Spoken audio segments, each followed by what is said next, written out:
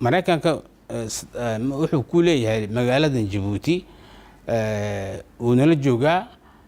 anaga waxaan ka qabanaa iminka hadduu dagaal ku qaado xuutiyiinta ilaa Djibouti kantaalo way ku tuuri karaan way haystaan hadduu de kantaalo oo doonaya inuu ku tuuro American base hadduu de waxay ku dhacaysaa Djibouti airport. Ra'iisul Wasaare Mareykanka ma kala hadasheen cabsida iyo walaaca ay ka qabtaan in uu isaga iyo Xisbullah xuutiyiintu isku dhacaan oo halkan xuutiyiinta uu ka weeraro? waan kala hadalnay waxaan ka niraan anaga ma doonin dagaal aad ka qaad Djibouti xuutiyiinta meel kale tago wala dagaalay laakiin xaggan ka laga dagaalka Djibouti aad kul dagaal xuutida naga daa wixii bas waxaan keenayaa maxaan ku raahdaa anti missile beerada patriotkan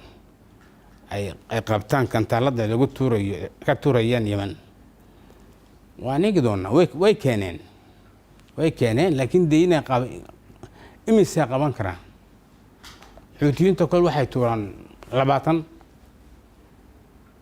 idii imisu qaban xabad buu qaban 3 buu qaban 4 buu qaban laakiin wixii kale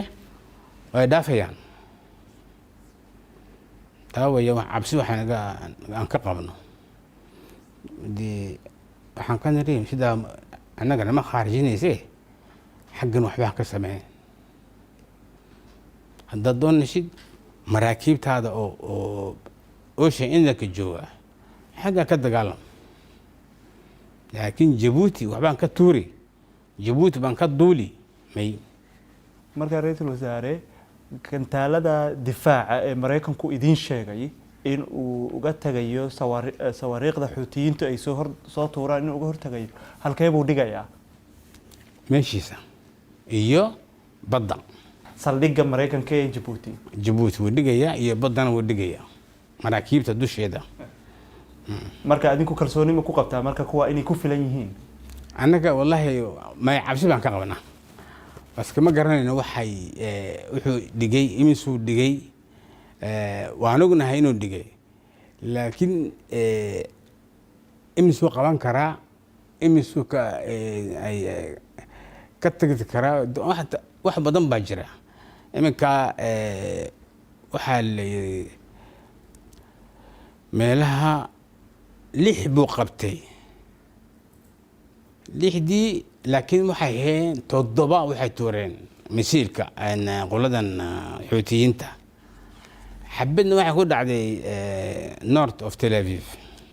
marka laakiin xuutiyiintu wali dhankan Djibouti waxba kuma soo tuurin laakiin way sheegeen waxay yiraahdeen hadday dagaal nagu qaadaan meesha aan doonayno waan ku tuureynaa meesha cadowgeena meeshuu joogo waan ku tuureynaa waxay ka dhigan tahay Djiboutina ay ku tuuri karaan Djibouti waa dal yar oo haddana loo arko kan ugu amniga badan gobolkan markaad fiirisid xiisadaha ka taagan saldhigyo badan oo Mareykanku ka mid yahay Faransiiska Shiinaha Japan dalal badan baa saldhigyo ku leh dhammaantoodna waxaa loo arkaa inay halkan u joogaan si ay u ilaaliyaan marinka Bab-el-Mandab ee muhiimka u ah marka saldhigyada faraha badan ma ku filan yihiin inay marinka ammaan ka dhigaan oo idinka caawiyaan in ammaan laga dhigo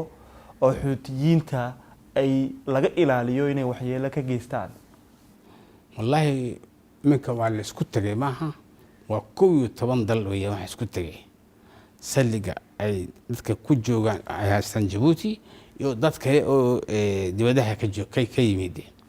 waxay waanaygi doonaa laakiin aniga uma maleynayo malaha wixii u badan way qaban karaan wixii u badan